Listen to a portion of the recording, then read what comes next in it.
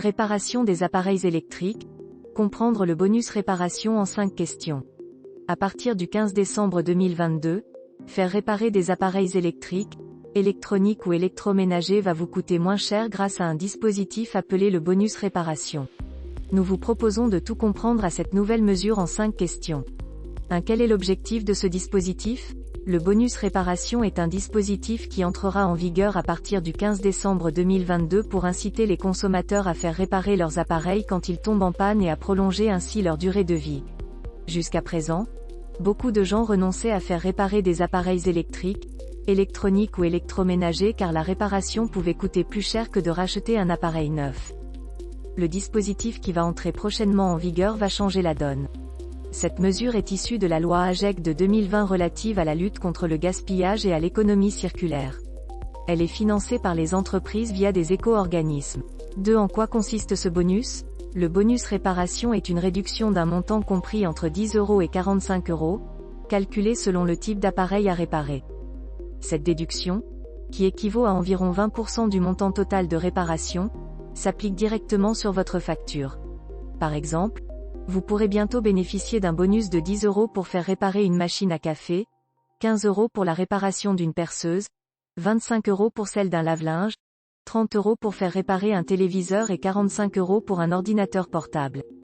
Le fonds qui permet de financer cette mesure a été doté par les pouvoirs publics d'une enveloppe globale de 410 millions d'euros sur 6 ans. Comment bénéficier du bonus réparation? Pour bénéficier de cette réduction, vous n'avez aucune démarche particulière à accomplir. Vous devez simplement vous adresser à un réparateur labellisé Quali Répare.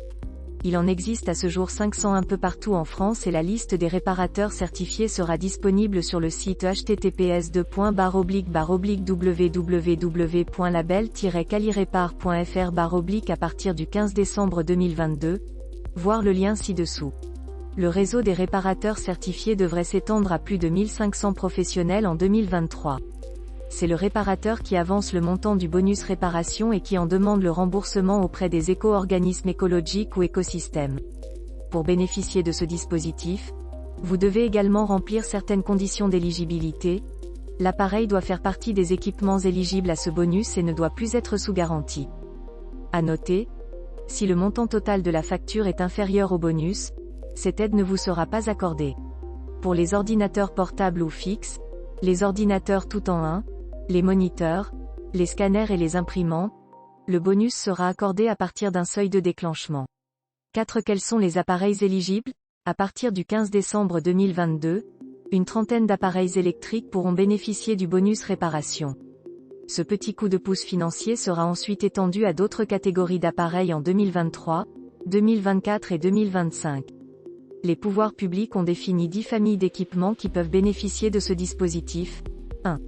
Gros équipements ménagers, hors appareil avec circuit de fluide frigorigène 2.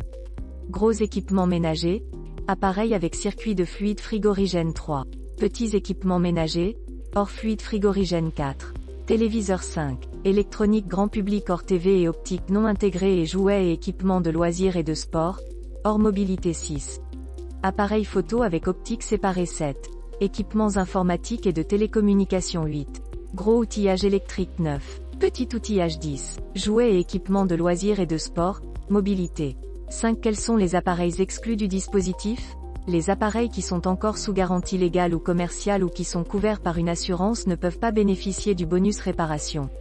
Sont également exclus de ce dispositif les appareils qui ne sont pas détenus par les ménages, ceux qui ne disposent pas d'une plaque signalétique ou d'un numéro d'identification ou numéro IMEI, ceux qui ne respectent pas la réglementation, notamment les appareils de contrefaçon ou non conformes aux normes européennes.